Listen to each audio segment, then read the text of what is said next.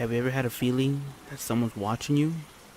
Or the sensation of someone following you? Many more feelings and sensations for this is the After Dark podcast. Welcome back, guys, to Ep.4 of the podcast. Live stream, of course.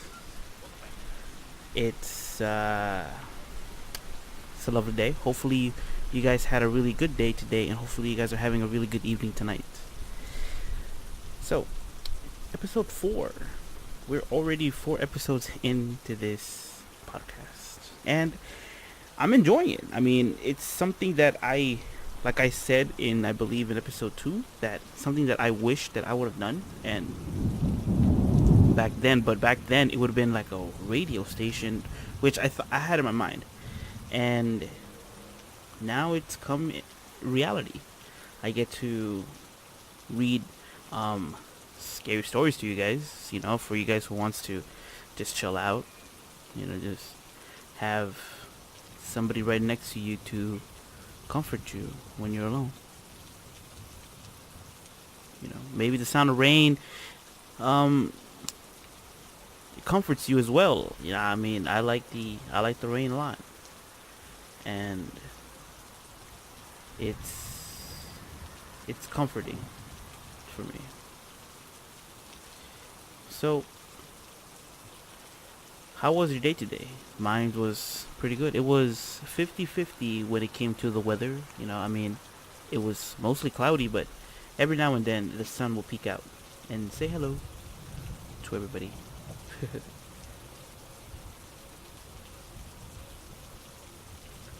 So, let me finish the tags right here, and hopefully the stream doesn't end on us abruptly, because I do see the stuttering lights of the program. You better not. You better not end on me, please. So, After Dark podcast. How are you guys liking it? Hopefully you guys are enjoying it as much as I am. And yeah, just give me time, please. Meanwhile, you guys can listen to the sound of the rain and look at the beautiful pixelated art that is of Minecraft. I don't know. I mean, there's something about these GIFs. Okay. First and foremost, I do not own none of the GIFs that you're gonna see throughout the series. All right. I just picked them out randomly from Google, and if I knew the author of it, they would definitely get credit.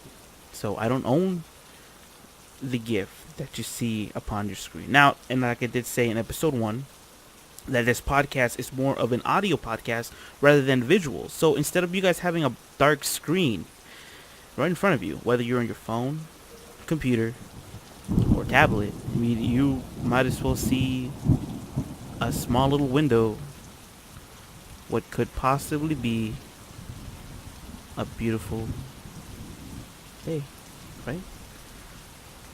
So,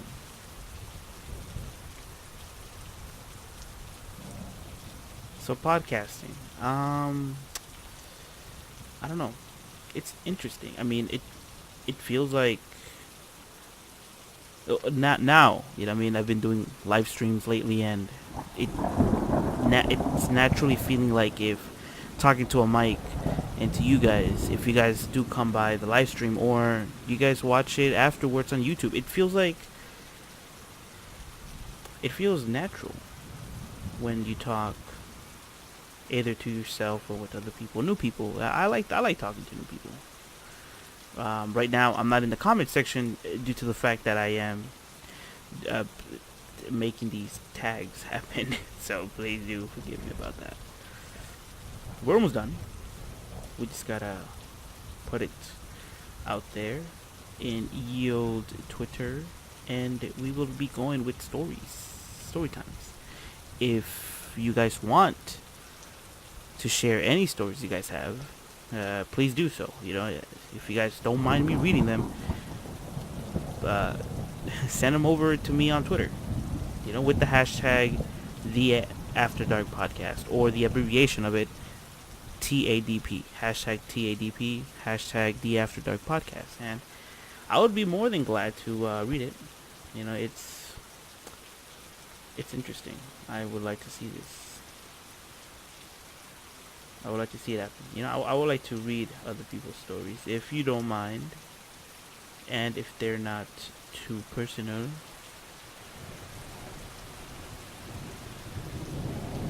Just, just a couple more tags, and we're good to go.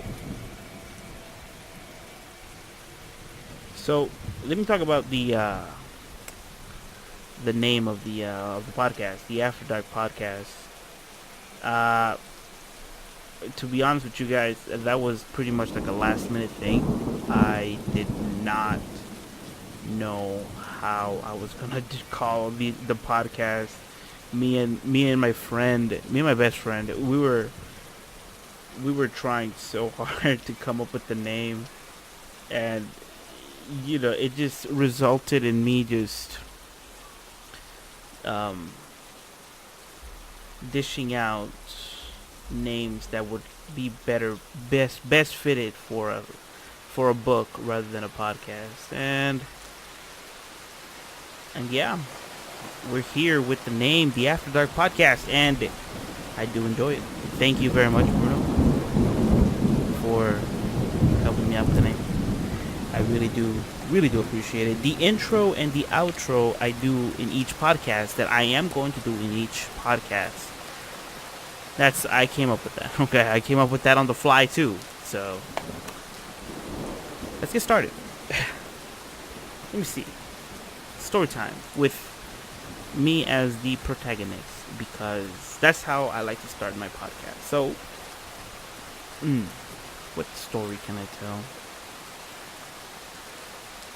Oh, okay. Yesterday we were talking about double gangers, right?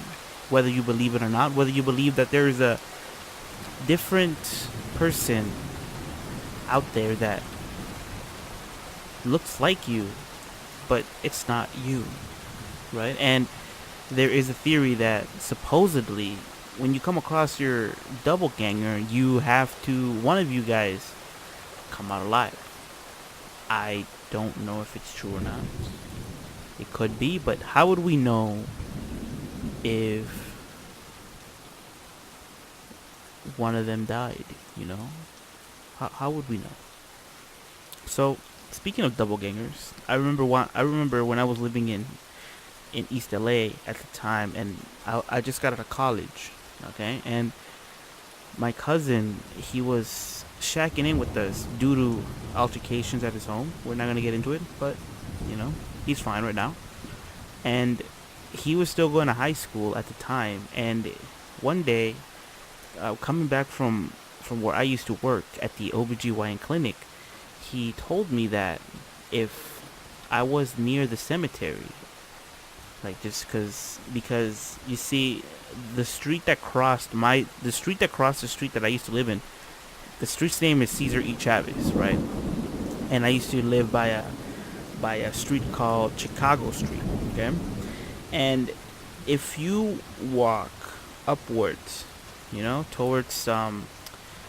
towards the main street called Soto, okay? If you keep going straight, you will definitely find a graveyard. I believe the name of it is called the Evergreen Graveyard. And he told me that he saw somebody that looked like me, or could potentially be me, because back then I would wear dark shirts, black shirts. That's it. That was my wardrobe. Now I am variant with the colors. Yes, but nevertheless, he did say that he did see somebody that looked exactly like me. I have curly hair. He had curly hair. I have glasses. He had glasses as well. With black jeans and a black shirt and some skating shoes. So when he came home, he told me, "Hey, were you ever near the cemetery around 4 p.m.?" He said, and I was like, "No, I just got out of work, actually." And I would work. The clinic that I would work in was like 2 blocks away from my house, which, mind you, was the best job that I ever had. And unfortunately, things happened. We're not gonna get into it, but anyways, he did say that if I was anywhere near the cemetery at the time, and I told him, no, I just got out of work. What do you mean? Like, why? And he goes like, oh, well, yeah, I saw somebody that looked exactly like you. Everything about him pretty much said you. And I was like, wow, did you at least say hi? And he screamed out my name. Okay, and for podcast sake, you guys can call me either Last Dinosaur or Shiaki. Chiaki. Shiaki. Okay, or Chi. That's Hugh, right? So he said that he called me, hey Shiaki, and I didn't turn around. Huh? And I was like, yeah, that's weird. That is definitely weird. The whole time he was living there, he never mentioned that person ever again. Now, what would be the purpose of a double ganger? You know, I mean, I would understand if I was rich and if I had all the money oozing out of my pockets, but I am middle class. Okay, I didn't have a car back then. I I just barely got out of college with you know with that, and I barely had a job. But hey, we may never know. What do you guys think? Do you guys think that double gangers do exist, or is it just a figment of our imagination? Maybe we just think that we see somebody because we spend so much time with them, right? Or are they real? Huh. I would like to know. This first story is gonna be from the same website from yesterday, and it's from the HuffingtonPost.com, and unfortunately there isn't any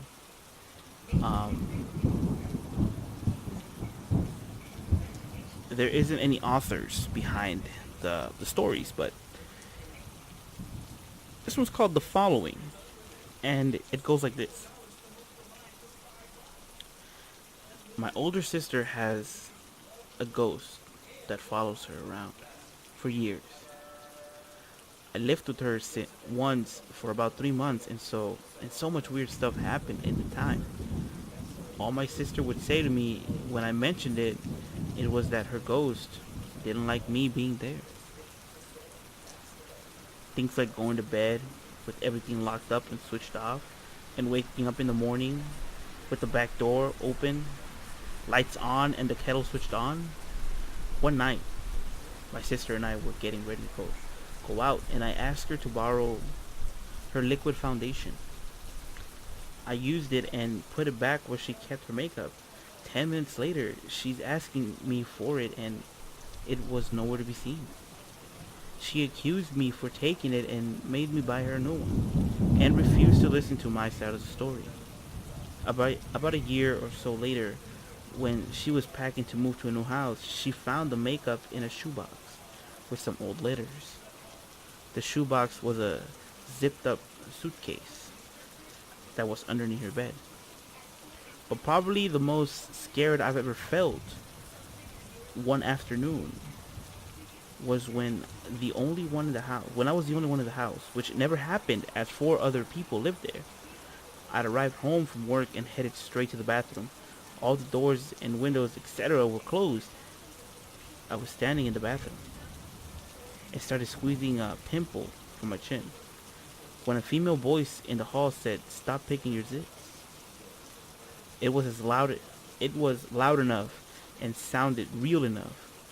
And at the time, I thought it was my sister. So I laughed and told her to fuck off.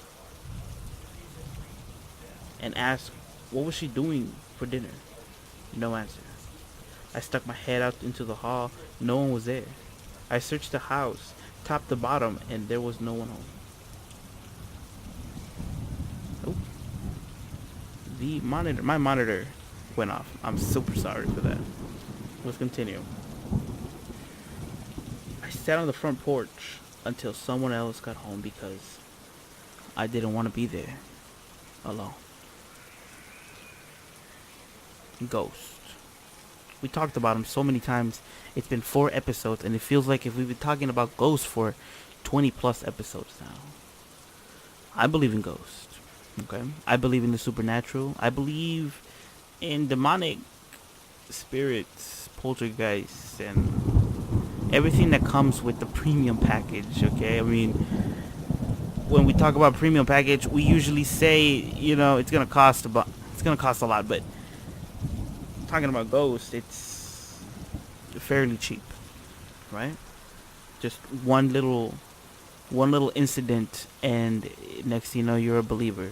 Whether you would be that person that would say, nah, there's no such thing as ghosts, or nah, I don't believe in ghosts. But it takes just one small little thing to happen, just like in the story where that ghost was maybe that ghost was actually looking out for her. I mean, you don't really want to pop zits. I mean, your hands are dirty, right? It might get infected, and that little pimple that you had is so minuscule, it would probably grow because of the bacteria. Maybe the ghost was actually just trying to prevent her from that ever happening, right?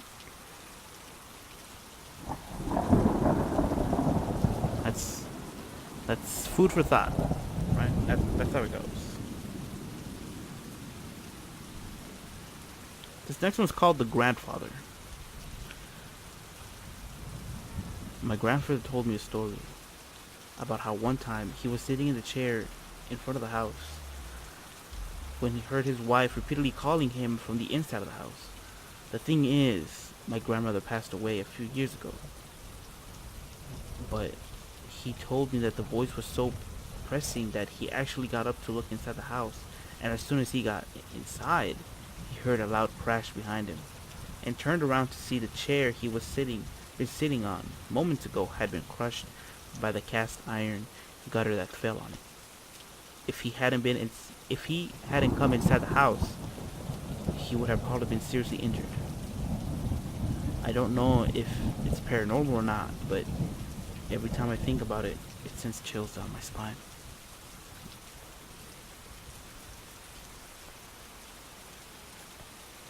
This is what I mean about the entities or ghosts. Like we were talking about the other day, that there could be good people and bad people at the same time.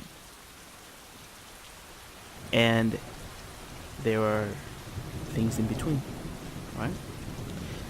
That goes the same with animals and human beings. There are nice people that would hold your door even if you're walking so slow and you have bad knees or something, and you're just holding the door for that person, and they said, "Oh, I'm sorry, I'm walking so slow," and your reply would be, "It's okay, and take your time. I can open the door for you." I mean, there's something.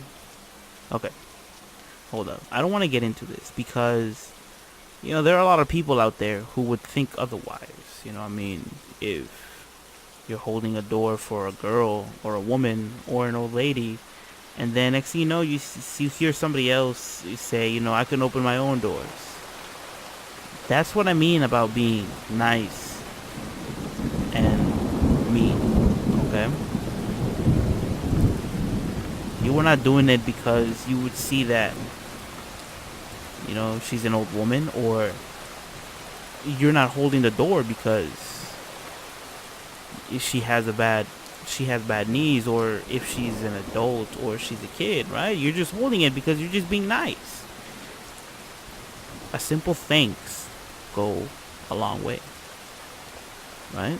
So when this ghost or this disembodied voice pretty much called the old man to come in for dinner, the ghost actually saved, or the disembodied voice just saved the granddad, which in my opinion is amazing. right? Because it seems like everywhere we go,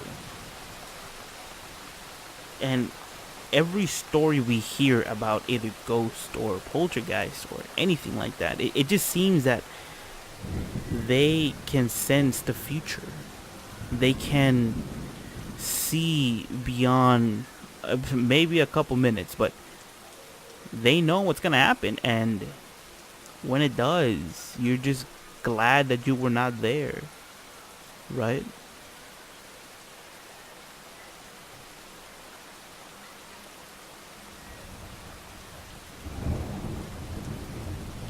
This next one's called Crib Shadow.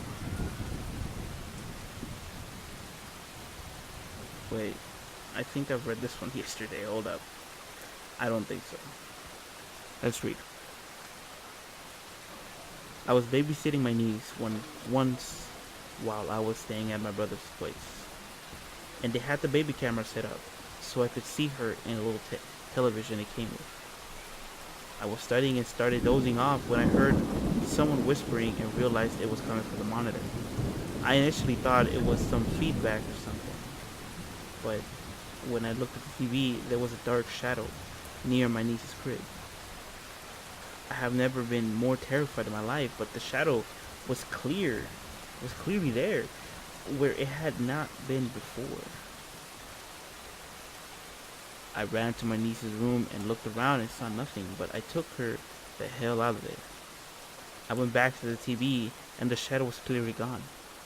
I told my brother what happened, and he pulled me aside and told me not to mention it to my sister-in-law because she'll freak out. But that he had seen the same thing several times now with the same whispering. They stayed in the house about four more years, and then my niece was just learning to talk. She would tell her mom about her special friend. To this day, it scares the shit out of me. When they moved out, my brother told me my niece had become inconsiderably sad because she would miss her so-called friend. Her mom would tell her she could bring him along, but all she would say was that he couldn't leave the house. We have never, to this day, told her about the damn shadow, as she apparently never saw it.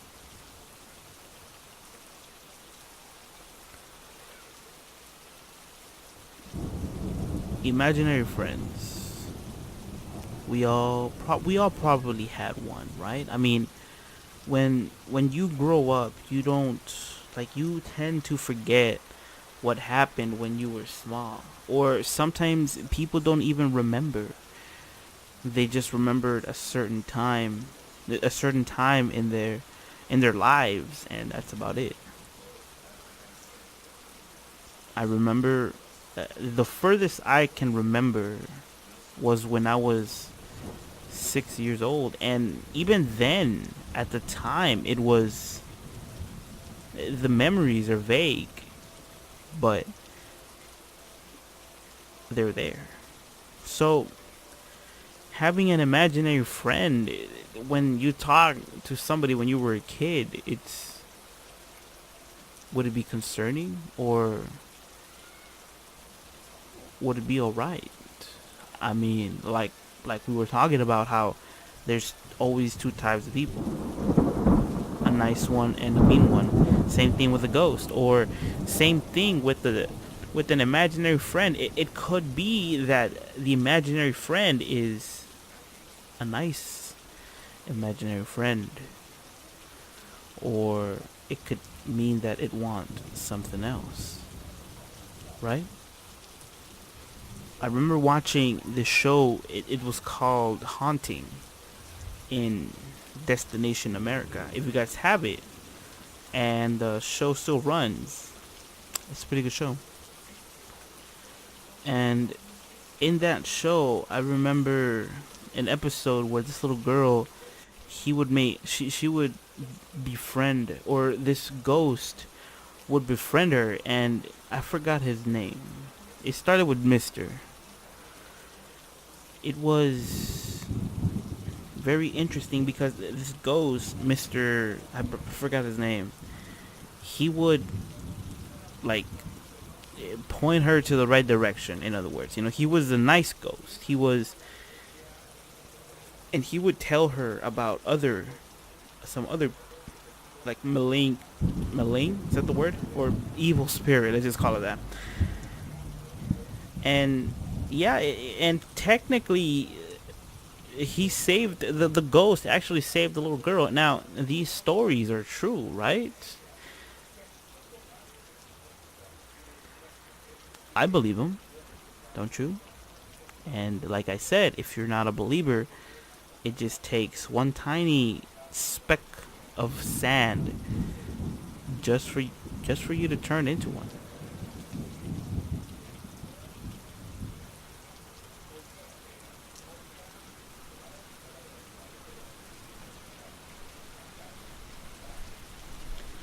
This next one's called the princess. The princess. How did the princess take control of our message board? If only for a few seconds? It didn't make any sense. Our message board wasn't a video game. Our message board pulled all of its information from the internet. The princess was already inhabiting a game at the same time. All the rules we thought we knew, all the things we thought kept us safe had failed us. Could she have done this at any time? Could she do it again? Were there any real limits to what she was capable of? We looked through the data we collected. We tried to find some common thread we'd be missing. There must have been some way we could have known. There had to be more answers than what we were seeing, and there were. We finally realized the truth. It was obvious. The princess had been in our message board the whole time. She was on every page.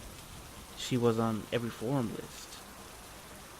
She'd been staring at us, watching us for years, and we never even saw it. She was the banner at the top of the forum. She was every screenshot we posted, every video we uploaded, and every piece of fan art we drawn.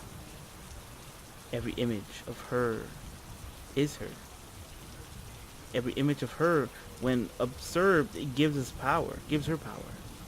She's not a ghost. She's not a computer. She's not a computer virus. She's an idea. Living fiction. She lives off our observations and thoughts of her. When we all watched that stream, banded together, and gave her all our attention, all at once, we made her more powerful than she'd ever been before. We made her strong enough to manifest through the image we posted on our message boards and speak directly to us. We took down all the images from what we could speculate. It's enough to simply never look at them again, but we deleted them all just to be certain. However, it may already be too late for us. I've been losing contact with other members of the society. I can't tell if something happened to them or if they simply gone into hiding. But at this point, only a fool wouldn't consider the worst case scenario. I'm not completely heartless. I know she's fighting for her survival now, for her being forgotten is death. She does what she does in hopes of keeping her memory alive. To that end, perhaps my telling her story to the world is a small act of mercy. Maybe the thoughts I've lent her will ease her pain somewhat. I don't know. But either way, that isn't why I wrote all this. What I've told you could put you in great danger, but it could also save your life. You're a target now. And in the months and years ahead, she may well come for you. But I've also given you all the knowledge you need to keep yourself safe. Do not try to fight her. Do not try to talk to her. Do not try to outsmart or trap her. Do not investigate. Don't try to understand. Don't try to be a hero. Don't try to be her savior. If this is my sincere hope, that I've given you all the answers you want, so you won't make our mistake and try to investigate further. There is only and only one thing you need to do to be safe. If you see her, turn off the game.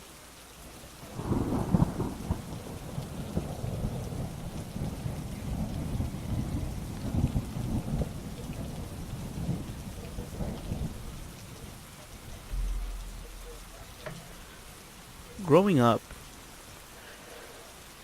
I always knew, or somehow knew, and it was always told to me by others that if you think of a ghost, right? Like if you think that there's something in your house, it'll manifest itself into being real when there's nothing there. You see, this is why a lot of people say that ghosts don't exist, because an idea can be so powerful that it can manifest itself into something great. And in the story we just read right now, it came true, right? The thought of her kept her alive. Even just a small speck kept her alive, you know? I also heard that supposedly when you try to record a ghost or an apparition, you're technically giving them more power, more force, more ability to live on. So, if we are so scared of a being, why do we want to capture it so badly? Right? Would it keep us safe subconsciously, or would it be all for nothing? For proof? But if you have proof of something that it actually happened, then wouldn't that just make it more stronger? Now, a lot of people don't watch anime because something about weebs and whatnot. You know, I mean, okay, an anime is just like a cartoon. You know, it's an anime is just like a cartoon that you would see on Saturday mornings. You know, when you woke up actually back then, because unfortunately Channel 5 and Channel 11, where the best Saturday cartoons were, are all gone. But anime is just the same thing. So why is there so much hate on anime?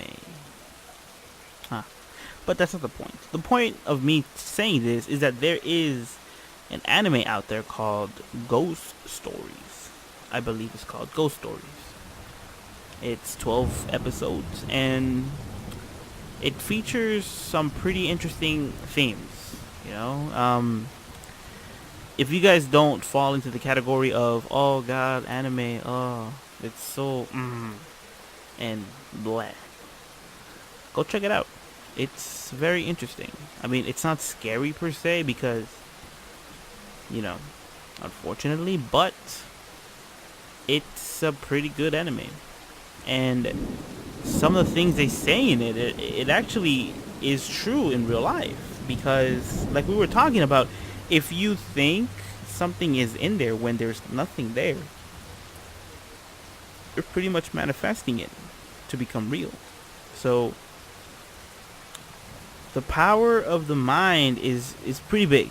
You know, you're like, this is the, I guess, you know, I mean, I am by no means somebody who studies minds, but in my opinion, this is probably why we only use 10% of the brain, because giving, like, let's say giving it more power to the mind, you create things from something that doesn't exist, right? You You imagine that there is something moving your shoebox in the closet, and next thing you know, your closet swings open when there's nothing there.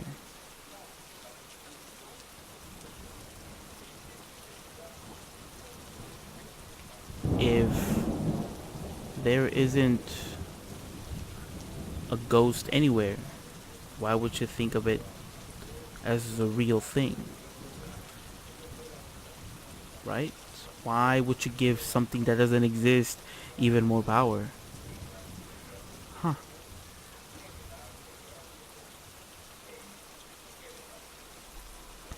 Keep your mind safe, guys. Don't. It's like we were talking about the other day about karma. Don't do bad things for karma not to bite you in the butt. Because karma is 100% real, and I believe in every percentage there is on it, because I was victim of the karma a long time ago, and I respect it now. I do good, so I can be good, right? Do you guys believe in karma?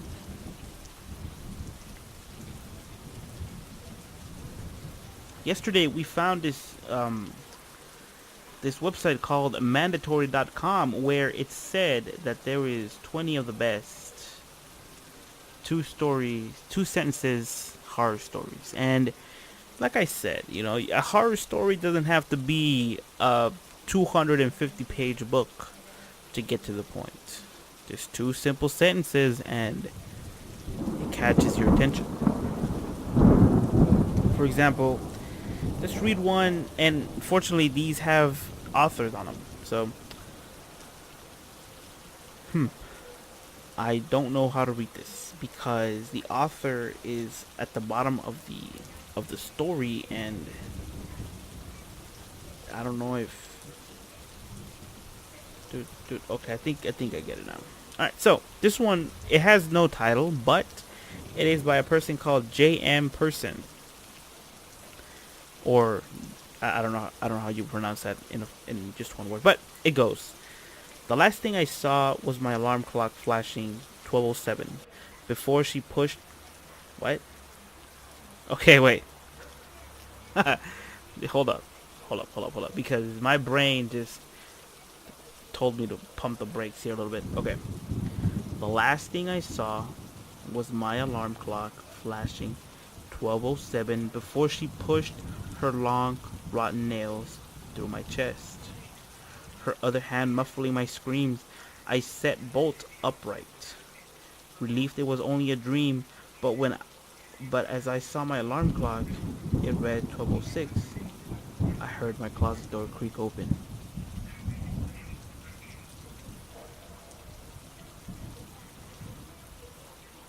Listen, in that situation, let me shake off the jitters because that was scary. Yo, in that situation, it's 12:06. You hear your door open or creaking open. I jump out the window. Boom. Second story, no problem. I can live with a broken bone. I've broken my bone before. Trust. But why would you set your alarm clock at 12:07 or 06? Maybe the people that work at night.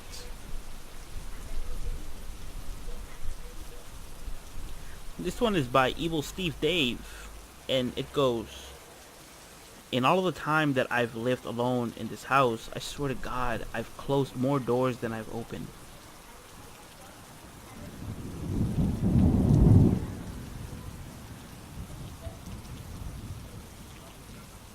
So, would it make you a believer if all your doors would have, like, all the doors would have suddenly opened? If you were a non-believer? Like, let's say you're getting a cup of water, and next thing you know, you turn around to put the cup back in the cupboard, and you turn around, and next thing you know, all the doors just open. They are wide open. What would you do in that situation? Would you pray? Would you get down on your knees and pray to God? But what if you were an atheist too? Who would you pray to? Or what would you do in that situation? You were a non-believer, but all of a sudden, everything in your house is open. Hmm.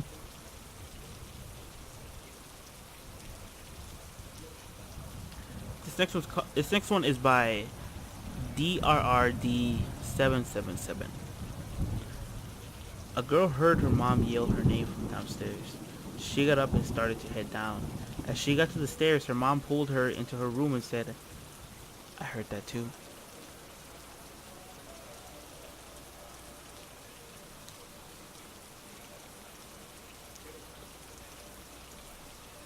So, again, with the disembodied voices and or the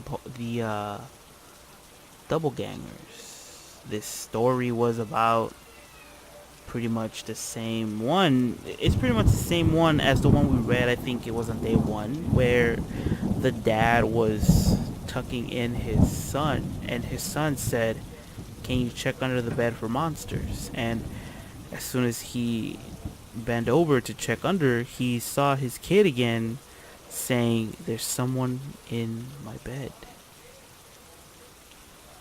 Who would you believe then?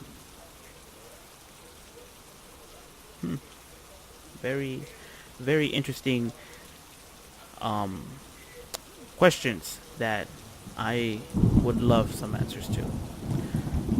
This next one is by Calamity Calamitosity. Wow, these names. She asked why I was breathing so heavy. I wasn't. What? That was just one sentence, and it got straight to the point. You see, a scary story to me. Like I said, it doesn't have to be a 250 page essay. 20 chapters, series of books in the shelf to get to the point. Just one simple sentence, and it goes straight to it. Nothing more, nothing less. Let's give out one more personal story. When I was working at this clinic, and not the OBGYN clinic, but I used to also work at another clinic. Now, I totes forgot the name of the hospital. Let's see, because when I was working at hospital, in that clinic, it was next to this hospital that was abandoned, and supposedly it was the most haunted in East LA. What was it called? I believe it was called Hollenbeck Hospital. I am literally Googling it right now. It's called Hollenbeck Terrace. There we go. And for people who don't know, this hospital is huge. And I mean huge. I never been to the main buildings, but when I used to work, it was off to the side. And at the time, most of my time, I would spend it in the front desk, being a receptionist, or just, throwing papers that we weren't needing anymore, or the documents of some patient from, 1990s were never gonna come back there again. So this story that I'm going to tell you, it has two parts to it, because when I was working there, I met an old gentleman. He said that he had a troubled youth. He was very rebellious, in other words. He would indulge in drinking and doing drugs, and even in gang activities. But he told me as he grew older one day, as he was old already, he he told me that he woke up that he couldn't see his toes at one point due to the excessive drinking, and he got scared. So he told me that from that point on he stopped drinking, and good for him. So he pretty much changed his life towards being old, and I enjoyed talking to the man. He had very interesting stories, but the thing that gets me the most is that when I went to work one day, he seemed fine and dandy, and then the next, I got news that he died overnight due to excessive work. I don't want to point fingers, but I'm pointing fingers. That lady that I used to work for, hey, all 20 fingers, wait, that's not right. All 10 fingers and 10 toes point at you. Why would you overwork the man? It struck to me that he just died. I believe he had a heart attack. And the fact that he would live alone didn't make it any better. So, you know, it's never too late to change your life, but the sooner the better, in my opinion. Change your life, people. I want to see you out there being happy, not depressed. I used to be sad, but now I'm happy. I have a smile in my face 24/7. Wait. That's creepy. That is very creepy. Don't have a smile on your face 24/7, okay? Don't have only one emotion. Have plenty of emotions. But it's not too late to change. Okay, wait. It's never too late to change, but the sooner the better. So, change. And by change, I mean, come on, man. Wake up, feel fresh, and be like, yeah, you know what? I'm pretty much done doing this, or I'm done doing that. I'm gonna live my life straight. And let me tell you, you can have a really good time just by living straight. But anyways, back to me working there. Aside from what happened, I remember a lot of things in that clinic, and I had the unfortunately I have one day, or one night to be exact, I had the unfortunate pleasure to lock the doors behind me.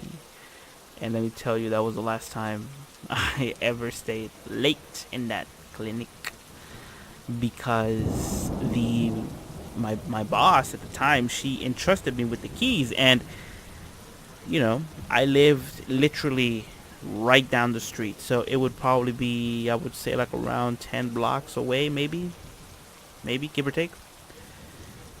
And I would always go to work skating, because in one, like, it would be like a V.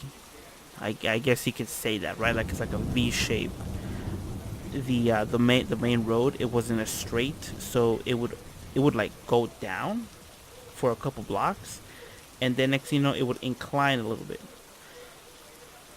So it wouldn't be noticeable, but if you were ever skating on it or riding a bike on it, you would definitely feel it, because you would feel the downforce. So I would ride my board, and like I said, I didn't have a car at the time, because there was no parking spot. I lived I lived in an apartment building where it had no usable parking space. So why would I have a car?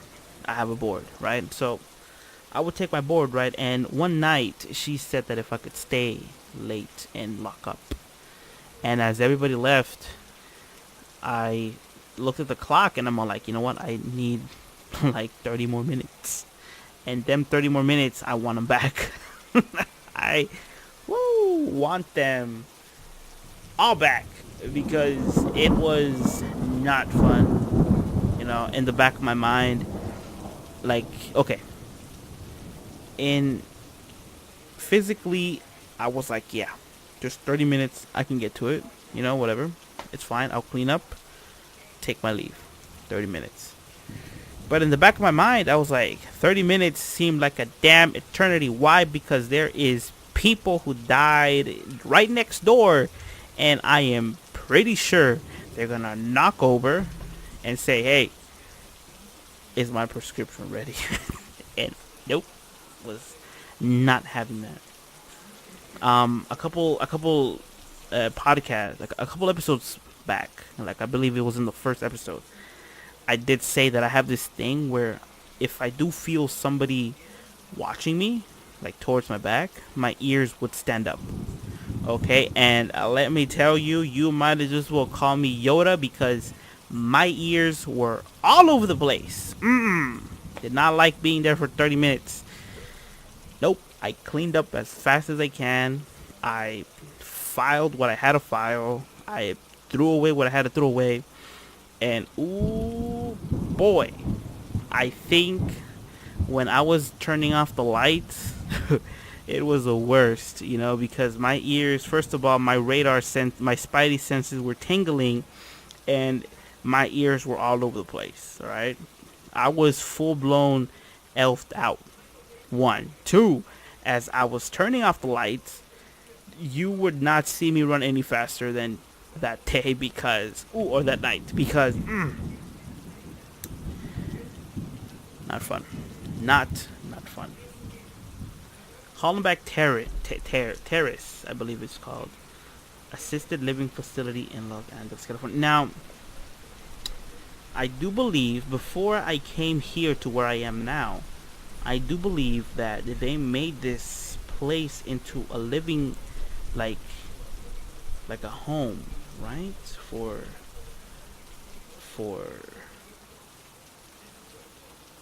community corporation for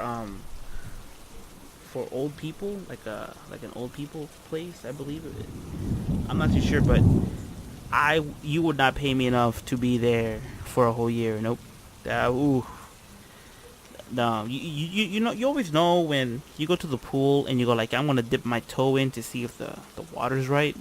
Yeah, I wouldn't even dip my toe in that place because I didn't dip my toe when I was working there. I legit just flailed through the deep end and I sunk. Okay, I know how to swim, but that night, nope. Okay, let me talk about this. Before we go to another story, let me talk about this. Have you ever had a dream where you're being chased and all of a sudden you're slow? Like you're trying to run and like you see yourself just going in slow motion and you're like trying to like push like, oh God, please get me out of here, and you just cannot. It just feels like if you're running in quicksand, right? Like you're just like, ugh. That was me trying to run away from the darkness. Oh boy. I mean, I locked that place up, like, and I left.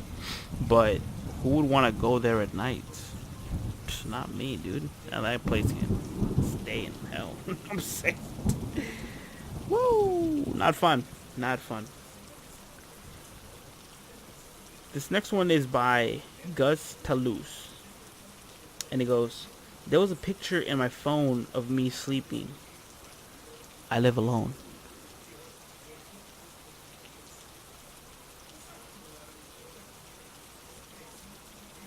This next one's interesting. It's just one sentence again, and it's by genetically underscore witless. And it goes, I never go to sleep, but I keep waking up.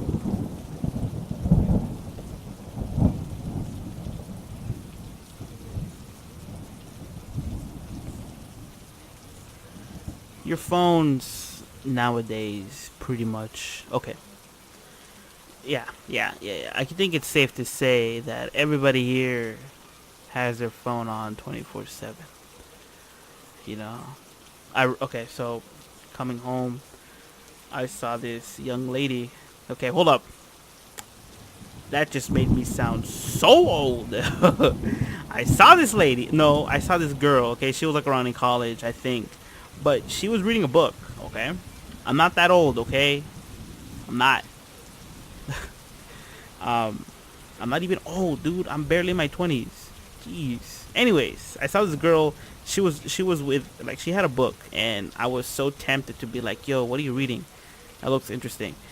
But when she moved her hand, she had her phone at the bottom of her book. What? Why would you do that? Come on. You're reading a book. Like, okay, if the book was like digitally, I would understand you having your phone out. You're reading it. You're like, it's like a the audio book, right? Audio book, but like you're not really listening to it. You're reading it, but you're not. You have a physical book right in front of you. Why would you distract yourself from being immersed in the book with phones? Same thing. Don't use your phones while driving again. Yesterday, I almost got run over by some lady distracted, and oh my god, just really, just really gets me mad. Let's keep going. This was called. This one's by Madame. I'm a Madame. Ooh. Madame. I am Madame. Wow, that name is just weird. Madame. I Madame. I don't know. That should be the hardest. That should be the story on its own. And it goes. You get. It goes. You get home, tired after a long day's work, and ready for a relaxing night alone. You reach for the light switch, but another hand is already there.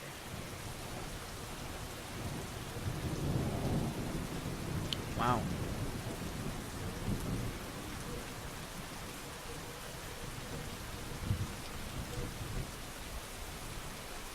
Ah, look at that. This is the one that we read in episode 1. And apparently it's by Just Another Muffled Bow. And it went, I begin tucking him into bed and he tells me, Daddy, check for monsters under my bed. I look underneath for his amusement and see him, another him, under the bed, staring back at me, quivering and whispering, Daddy, there's somebody in my bed.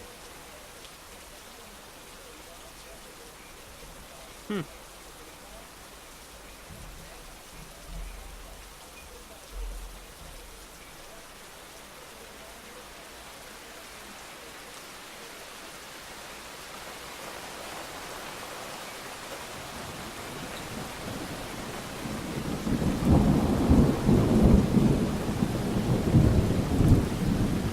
This one's by Graboid27, and it goes, I can't move, breathe, speak or hear, and it's so dark all the time. If I knew it would be this lonely, I would have been cremated instead. Wow.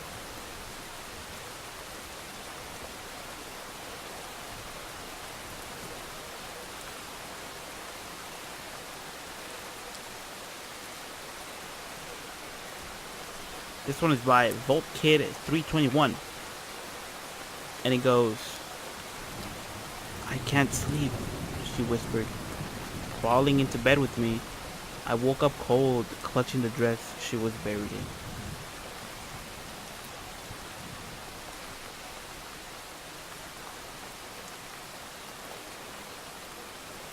This one's by War Turtle the Bestest. Good name.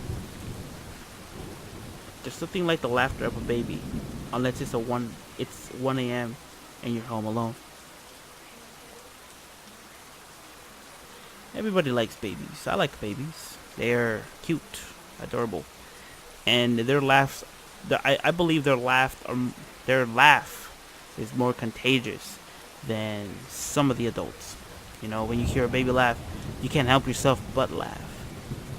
But what if you're hearing that laugh at night?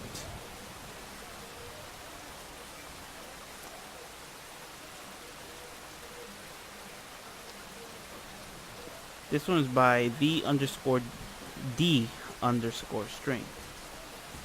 My wife woke me up last night to tell me there was an intruder in the house. She was murdered by an intruder 2 years ago. Again, with the ghost being nice and saving people from despair. Hmm.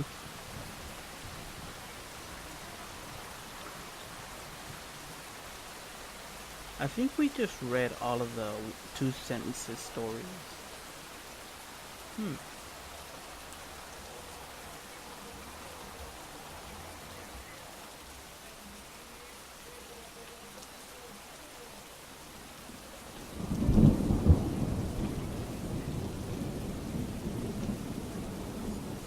Why is Junie B. Jones here? Why is that? Let's go to this one. Let me see if it has any good stories. Actually, you know what? Hmm.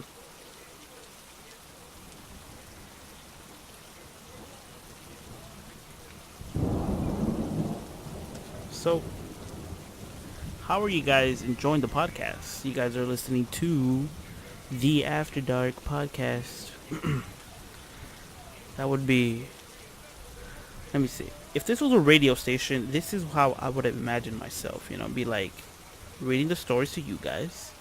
If you guys send stories, I would read them, and then I would have been like, "So, this has been another story by so and so. These are the let the sponsors have a say a little bit, right?" And then go to sponsor, sponsor, insert sponsor here, you know. And then next thing you know, I come back. Welcome back, guys. Back to the After Dark. Or it would be not podcast, the After Dark Radio, right? Welcome back to the After Dark Radio, guys. And this is your host. I am your host, Shiaki. Okay. You can also call me Last Dancer 681. How are you guys? How are you beautiful people today? If you are driving by the highway, please do be careful because it is, after all, nighttime and October, so the spooks will come by. That sounds fun. Maybe I should add that in the intro. Maybe. We'll see. If I can remember it. Because if I can't, then that is going to be very, very bad.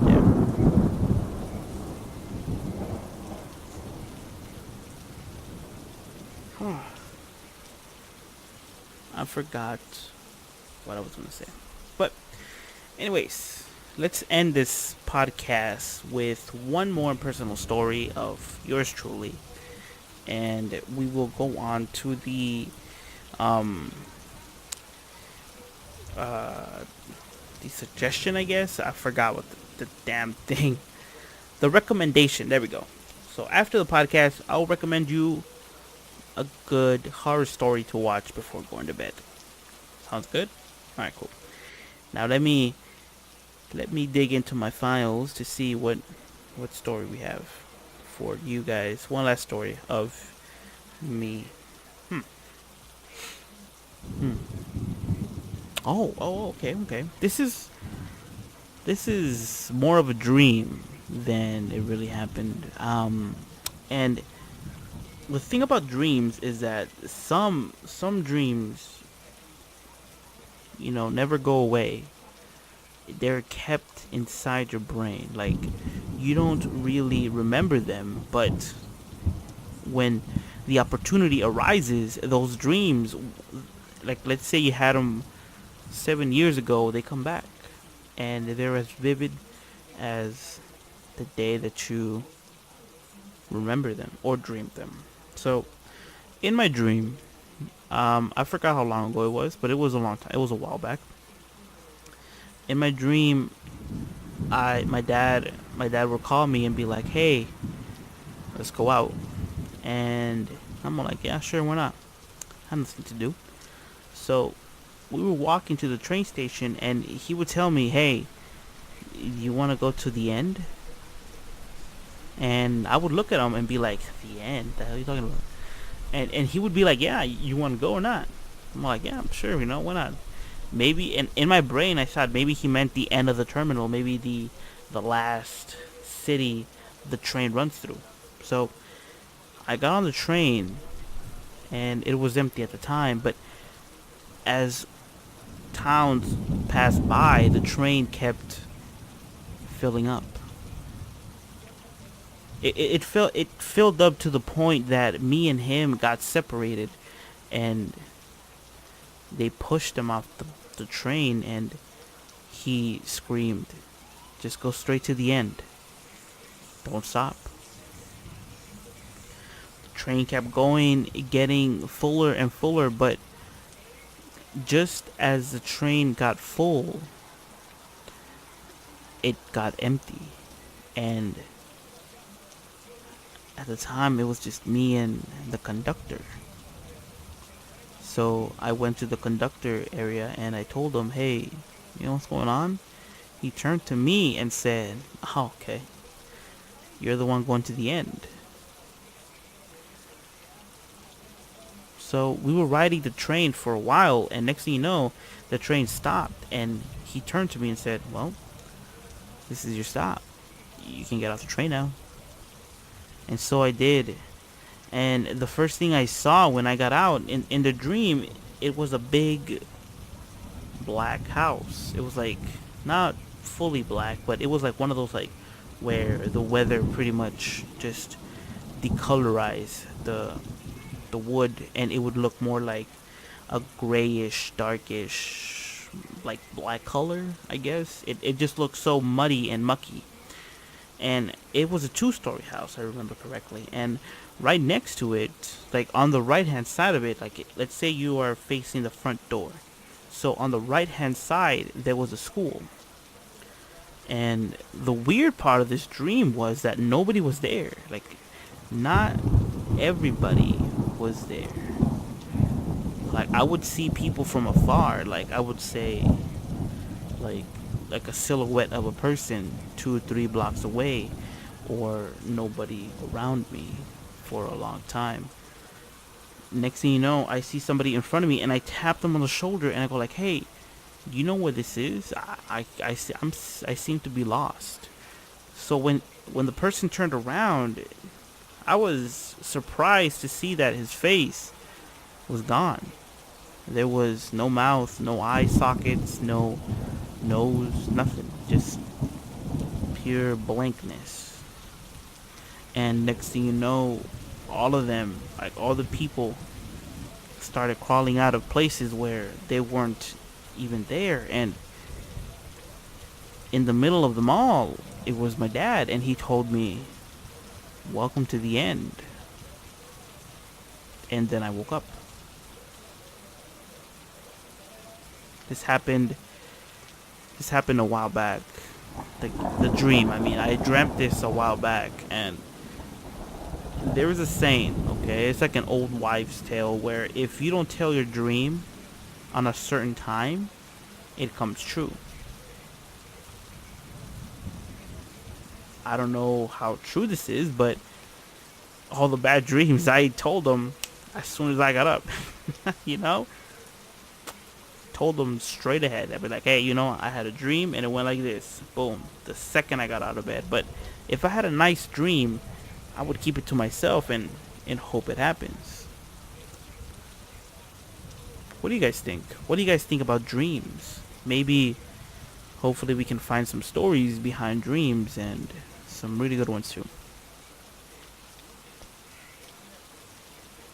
I believe in dreams. I mean, deja vu falls into the same category as dreams. So do you believe in deja vu, where you see yourself in a dream and next thing you know, you actually see yourself in that situation? It has happened to me twice already. I'm not lying to you. Okay, should I tell you the story, or maybe tomorrow? I think I should save this tomorrow. Okay, I'll remember it. I'll put a sticky note somewhere, or if I had sticky notes, I'll remember it. Trust me. And I'll tell you that story tomorrow. But for now, with the dream story that I just told you, that was the last one. And if I could remember the movie to go watch tonight, that would be perfect. Dang it. Hold up. It's somewhere in here, and okay. Here we go. The movie I recommend for tonight, if and only if you're brave enough, okay? If you're brave enough, go watch Fright Night. It is an awesome movie. I am not talking about the remake because, in my humblest opinion, the remake was garbage. Like, oh my god, was it garbage.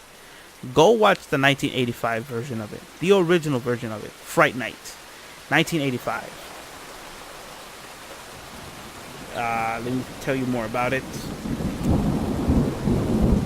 The screenplay was Tom Holland. Alright? And the director was Tom Holland as well. Fright Night. 1985. If you guys have an hour and 48 minutes to spare tonight, and you guys feel brave enough, go watch it. Awesome movie about vampires. I do love me some good vampire movies. Not talking about Twilight because that garbage can stay where it is. Okay? With that being said, guys, thank you guys for coming to the After Dark podcast. I really do appreciate you coming here for 4 episodes, whether you're in live stream whether you're seeing me live right now or on YouTube later on. I really do appreciate it. And remember, don't play with your phones if you're in the car. If you're listening to your boy, reading some stories and talking about them, keep your phone away from you and just put me on speaker. Okay? I don't want you guys to get hurt. Thank you guys for coming. I really do appreciate it. If you guys want to follow me on Twitter, you can do so. I will leave a link in the description below. We can chat. You can send the memes. Like I keep saying, you guys, I like laughing. I'm not a sour person. Okay? Send your horror stories to with the hashtag the After Dark podcast or hashtag TADP. That way I can read them and your name can be said in the podcast later on. So remember, all October I'm doing it. I'm doing a podcast every day all October. Now, I did tell my friend that if I had a category, I would only do probably the podcast maybe twice a week. But since I don't have a category, it's free game. Alright, so send your stories over to me on Twitter with the hashtag the After Dark podcast, and I will read it and give credit where it's due. Your name will pop out. You cannot hide from me. Also, if you guys follow me on Instagram, you can do so. I'll leave a link in the description as well. I am a digital artist. I do post my work every Wednesday and Saturday. Okay, from 8 to 9 a.m. California time. Okay, but since it is October, I am partaking in the challenge of Inktober, which is Inktober, and this is the 4th day, and the 4th design of my project is up, which my project's name is Celestial, like the stars, like the stars, the cosmos, the planets, the solar systems, the Milky Way, the black holes, the wormholes, everything celestials, because we are all wonderful beings, right? If you guys want to check them out, you can do so as well. The best way you can reach me is on my Twitter, but I guess you can DM me on Instagram. It's always fun. Also, we are almost hitting 200 followers up on his Instagram. You guys are the best. And we just hit 50 or I think it was 58 on Twitter, which is awesome of you guys as well. So, once again, thank you guys for coming. I really do appreciate you guys being here or listening to my podcast later on during the day or night, whatever. If you're brave enough at night, if you're brave enough at night, in the day too, because to each his own. And on that note, remember to always look under your bed, check the closet for monsters, and always, and I mean always, look behind you, because you may never know who's watching from afar. Peace out, everybody. Have a great night.